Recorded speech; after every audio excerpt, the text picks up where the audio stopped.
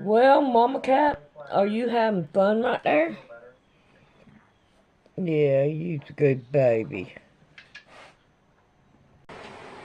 Well, I wonder if I'm going to get ready to work on it today or not. That's how big it is. So, I'm going to get busy and I'm going to work on it.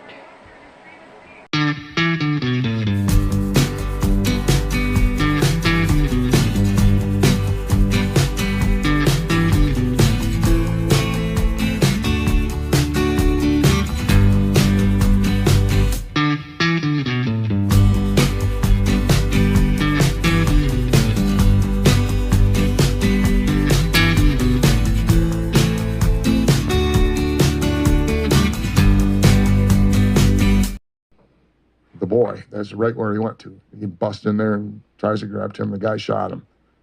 And um, he ended up, leaving a big blood trail and getting out of there back through the window. He didn't just die right away. So Do you know how many times they shot him? Once. Just once? Okay. But was with a 30-30 at, across from the living room. Yeah. So it did its damage. And coincidentally, the cops that were there were going like, look.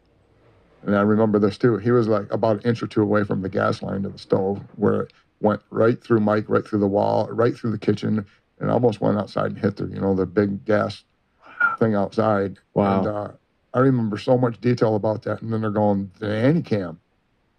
The nanny cam. We watched the nanny cam, and it got the babysitter stealing the freaking money, and it got the footage of Mike getting shot. Are you serious? Got it from kind of like behind. It was facing, showed his butt, showed him coming in, and we watched that right in front of the cops that were there and stuff. And the government hadn't showed up yet. It was just the cops. The state trooper was gone. It was just two local county cops, and they were checking out all this stuff. And Tim's dad was telling my dad about, exactly what happened, and I'm listening and looking around, and they're going like, Tim's out in the cornfield crying, bawling his eyes out because his friend got shot, and this kid comes back, and he was 8 or 9 years old, cussing his dad out. You didn't have to shoot him. He would have never hurt me. And just screaming and yelling at him, just like I've never seen him before. That kid was in love with that Sasquatch. And they eventually take off. The family does, and the father stays there. The government gets there and starts talking to him. I got to leave to go to the hospital and get my stitches, and I returned the next day, I returned home, and the next day, the family's gone, and Tom, the father, calls me up and says, this is early in the morning, he says, well, the government's going to come back, but I went, and the crook ran right behind the house. He's going, like, I found the body. They couldn't find it because by the time they got there, it was dark. And they were going to come back. The government was going to come back with bloodhounds in the morning, which they did. But he had called me up before the government got there, and he says, I found your hairy friend in the creek out back. Do you want to come see him before I turn him in? And I said, yeah, sure. So I started walking down there in the morning, told my parents I got down there. And the neighbor kid, Brad, I think he was like 12 or 13. He was in junior high already. He met me at the boy Tim's house. The father was Tom, and he's like, he's not here. He's over at our house. And just the one boy, Brad, was there, and the rest of the family was gone except for the father, school shopping again. So it was just those two and Tim's dad, and they had heard all the commotion the night before, but they didn't know what it was. And I get over to the neighbor's house, and the neighbor's house sits up on a big hill, and it overlooks the other neighbor's house. And they had a pole barn behind there with a picnic table, and they had Mike's body stretched out on the picnic table there, and they're looking it over. Who's looking him over? This would be Tim's dad, the two fathers, the neighbor father, which is his name's Bill. I can't tell you his last name. Even though he's deceased, the kids are still alive, and I'd really love to mention their last name because they. No, it's okay. No, yeah, I don't want to. What they did to me after this, just like, and they're still, they've set out to like trying to ruin my life like for decades. I'll get to that, but the body's laying out there. I get over there and they're checking it out, and there's a line of bushes alongside of the pole barn that the picnic table is sitting next to. And we started examining the body, and the first thing they look at were they opened the teeth, or opened the mouth and looked at the teeth. And when they opened the jaw and slid it down, we're looking at the teeth, and the gums were like a dog's gums, like the pink and black. Yeah. There's multiple colored, pink and black like that with spots all over. The tongue was black. All the teeth were blocky like a Neanderthal, because that's actually what, I'll get to that, but that's actually what the Native Americans told me what they are, is a Neanderthal type thing. I don't know if they're exactly Neanderthals, or the way they explained it, it sounds like exactly what it is. And I'll get to that. The teeth in the far back on the upper part of the jaw, which I do not think were connected to the skull like normal teeth, slid down. When you slid the jaw down like this, these teeth back here would slide down, and they're big like canine looking things. So as the bottom jaw would go down, these things would protrude out. Yep. Okay, almost like a reflex. Yep. Okay. While they was dead still. They would move down with the jaw, but they weren't attached to like the skull. And they sat back behind these teeth back here, way back here, like they weren't really effective at doing anything. Mm-hmm. But these people thought, oh my God, people are going to know about this. This is dangerous. And yeah, well, he saved my son's life and all this stuff. They said, from trying to get him away from him. But they decided they were going to, the other family, the second family. The family that didn't know what happened and they were school shopping. Yeah. Okay, this family. Okay. Okay, these two families decided, these two guys decided they were going to keep the body at that point and take pictures of it. The second family with Bill and Brad, not Tom and Tim. If I could use their last names, it'd be less confusing. Yeah. We got like 5 Mikes, a couple Sams. You know what? Everybody was named like the same back then. It was a whole bunch of Randys and Mikes. I couldn't even tell you how many Dougs and freaking Bobs I knew. I believe it. That's why people have such weird names now, folks, is because all that crap. It was really confusing to have 5 Mikes and. So your generation grew up and like, we're going to be a little bit more creative with, with the kids' names. But as we're checking it out, the adults showed up, and they started screaming and stuff like that before we did anything with the body. And the one guy, Bill, wet his pants, and the other boy and I ran back to the house, and those two guys were standing there. For some reason, Tom had brought his gun, and he picked up his gun and started shooting at, in the air, and drove the adult Sasquatch away. And me and the other boy are already up to the house, ready to go in the house. Okay, so all right, so I just need to clarify here again. You said adult Sasquatch. The adult Sasquatch were there? Yeah, they showed up when the body was on the table. And so, okay. I got to clarify this so that I can keep it all straight in my head. Who are the humans present at this moment, and when the adult Sasquatch show up? Okay, these are 2 different neighbor families. Okay, and the 2 fathers from each neighbor family. So Tim's dad. Yep. And the other father. Brad's father, his name was Bill. Those were the 2 neighbors, and so myself. So 3 humans that were there. Right. Where was Tim? Tim was gone with the rest of the family, like I told you the night before. School shopping? No, they left after that because they took the whole family away because they had no idea if they would come back and start banging on the house. And Tom had to be there, the father, because the government was going to show up the next day with the bloodhounds, and they had to talk. We ended up, they got to come up and talk to me too. I did a whole long interview the next day with them.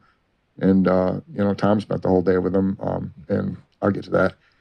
They show up when Mike spread out on the juvenile Sasquatch on the picnic table and start screaming and scare the other adult Bill, and he wets his brand new tracksuit he just got the next day, and he tells everybody, "Oh, never tell anybody about this." Damn straight, I'm going to tell everybody about it. But after Tom drove him away with a gun, Bill immediately gets his tractor and plows that frickin' line of bushes away so they can't come back. I mean, immediately just starts up his tractor and plows hit a big tractor and took out those things. Then when we get back to looking at the Sasquatch, he tells Brad to go inside. They happen to be photographers and have their own dark room. It's back then it was film. He says, "Go get your cameras. We're going to make the alien autopsy look like nothing." And they proceeded to take pictures, a bunch of pictures of him, and then decided to cut him open. And he had his hunting knife, and Bill cut him open, and his guts fell out all over the place. But that's probably because he was in the water. I immediately puked, and I'm used to like hunting. And my dad was a hunter, and he would skin rabbits and got deer and all that stuff in front of me. But this was just something totally different, and it smelled awful, and it didn't feel right, and I threw up, and I was getting really kind of upset, and the one neighbor didn't like me much anyway, and he's going, well, why you even have him down here? He's just going to rat us out.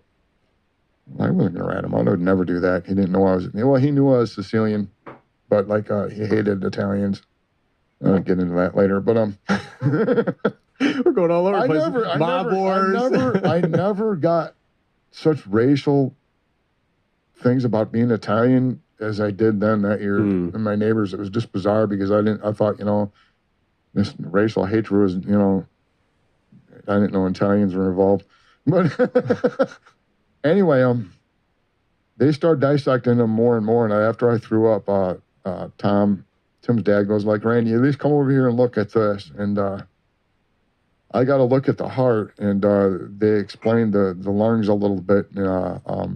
I can tell you what they were saying back and forth, but I didn't look that much. Bill, they're both hunters, so they knew what they were talking about. And Bill, the other guy's going like, wait, here's his penis, but there's no genitalia. Where is it? Oh, wait, it's in his pelvis. It's not hanging out.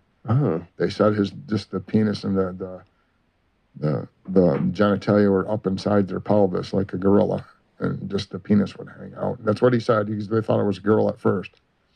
And it had 2 sets of lungs, 2 voice boxes, and the lungs filled up like from here to here and went over the top of the liver and everything. And they explained that. But they pulled his heart up enough to see they took a pen out and stuck it in the wound that went right through his heart from the bottom, which should be his left side, up through the top. It came out on his right side. But the weirdest thing was it was a 2-chamber heart, almost like he's going like, is there 2 hearts in here? Oh, this is 1 heart with 2 chambers. And it had like a second heart, like it was half the size of the bigger heart. And I think that's what made him be able to get out of the house before he completely bled out. And about that time, they decided that I had to leave because they didn't trust me anymore. And the government guys were pulling in with the dogs at the house next door. And we could see them from down the hill. And they had the bloodhounds down there, and they're going like, what are we going to do with this thing?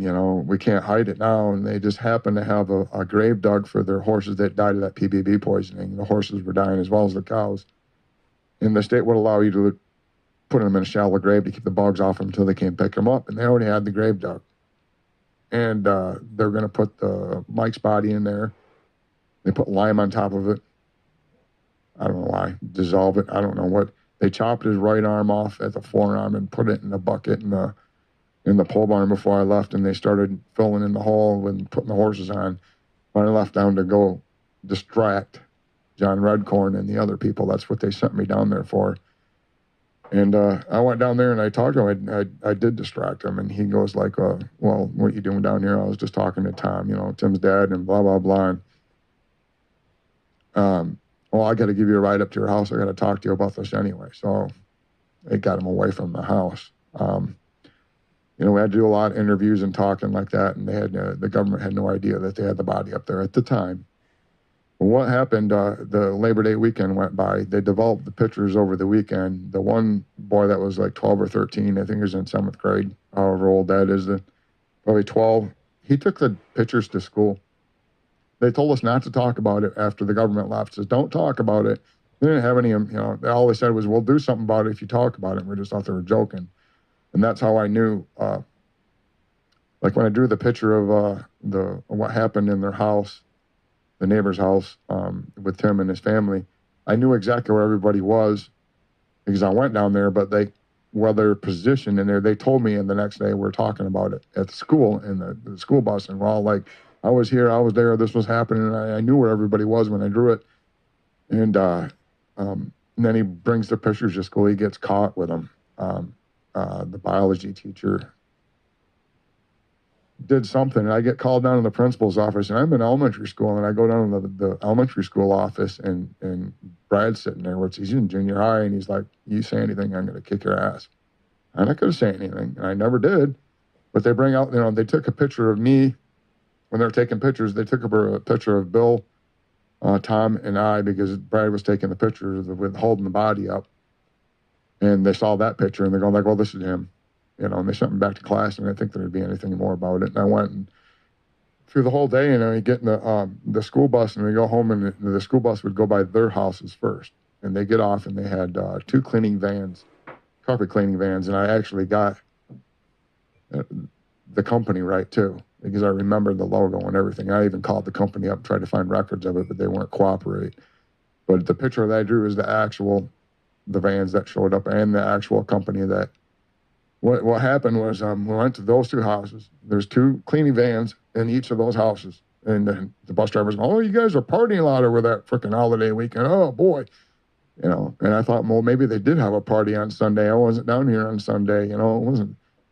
And the kids got off the bus at the same time. I didn't get to, talk to them about why there's cleaning vans. I get up to my house, there's cleaning vans of the same thing up there, 2 of them. And I'm like, I'm 10 years old. I'm going like, something's not right, especially when I get off the school bus. I took about 3 steps towards my house. My house wasn't too far from the road, and the curtains closed. There were shades, actually. As you approached your house? I approached my house, and I could see silhouettes of several people in there. And I thought, well, maybe they're just cleaning. Something's going on. And I get up alongside of these vans, and I can see in my kitchen window there was National Guard in there. I could see see them clearly. I just ran. I ran like hell, but they came out of the house and tackled me, brought me back in. Were your parents home? Yeah, my parents were being held at gunpoint. At gunpoint? They were there. Turns out they were there all day with the neighbors, questioning them when they couldn't get anywhere. And this guy, John Redcorn, or his name is Jerry, he was getting really upset because he couldn't get anything from the other people, and he thought my dad and I were involved in hiding the body.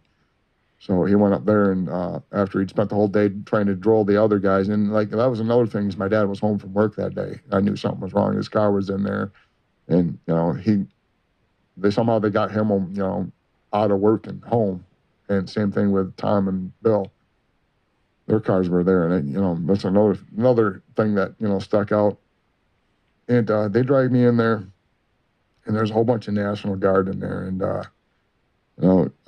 Tom and the other guys, Bill, my neighbor, they just both said, "Don't say anything. They're just going to question you, and just don't say anything." The guy's going like, "Oh, he's questioning me. He's going like, I'm not a cop." He's going like, "You just can't sit there and be quiet. This is not going to work with me." After he started questioning, he was getting pissed off. And he goes outside, and he comes back from his car with a briefcase, a black briefcase, and he sets it down, and he opens up, and it's got a whole bunch of needles and sodium pentothal in there. And, I just still thinking he's using it as a scare tactic. He has me taped down to a chair with my dad's duct tape, and he's questioning me. He has my parents in another room at gunpoint, and he dragged them off. And there's 3 National Guard behind me, and then there's 3 over on that side of the room. And the one guy, Agent Jerry, I'll tell you about him later. I can tell you his whole career. He tries to go along with the procedure, and I'm starting to freak out when he's actually going to go along with this sodium pentothal thing. And 3 of the National Guard is going like, "Oh, wait a minute, what the hell are you doing?" And they're going like, "I'm going to do what I want. You're under orders." And they're going like, they drew guns on the guy. 3 of them did. And then all of a sudden, they all drew guns on each other. And there was more bad guys than there was good guys. And they took the 3 National Guard out of there. And they're going like, "Fight, fight, fight." The whole way they're getting pulled out of there. They threw them in the van and took them off. They were telling you to fight? Yeah. And they took those guys away from there in one of the cleaning vans. So we're down to 1 cleaning van.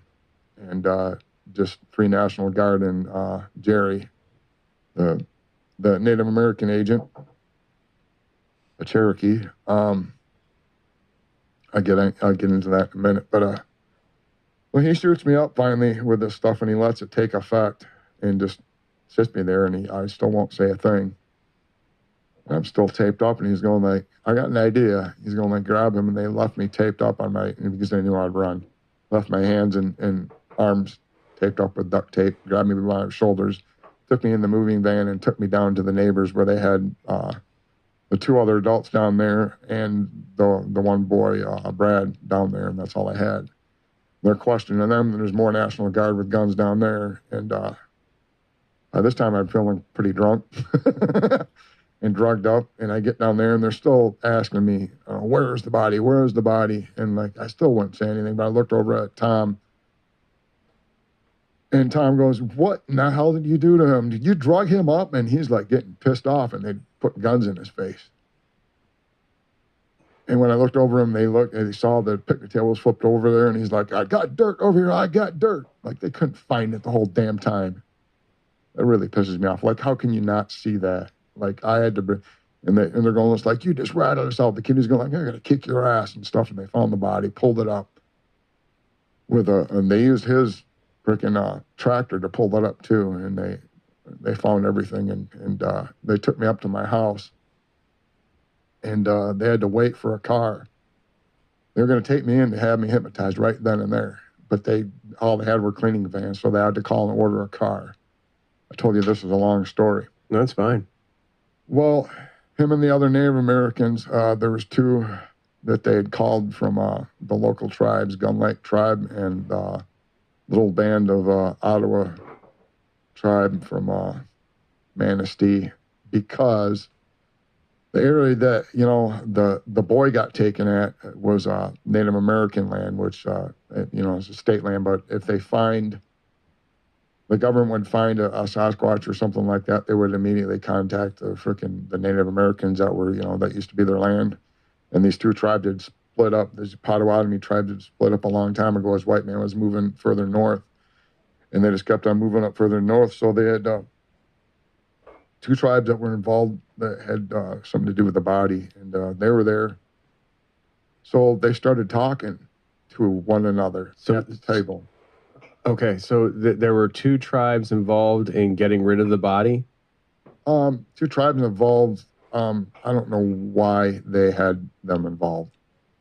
So we're talking about National Guard, right?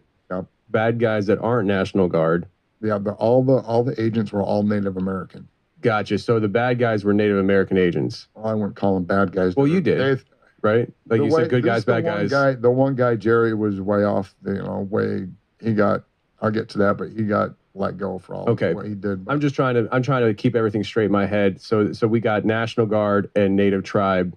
Right, but when I was back in my house, it was just the Native Americans and me, and waiting for the car. They're talking to each other about the case, and they look over at me and go like, I'm all drugged up, and I'm listening to everything they say, and I'm over in the corner and drooling. They're like, well, what about him? What we're talking about, sensitive. Is he going to, no, he's going to bring hypnotized. He'll never remember any of this, but they kept on talking. I remember every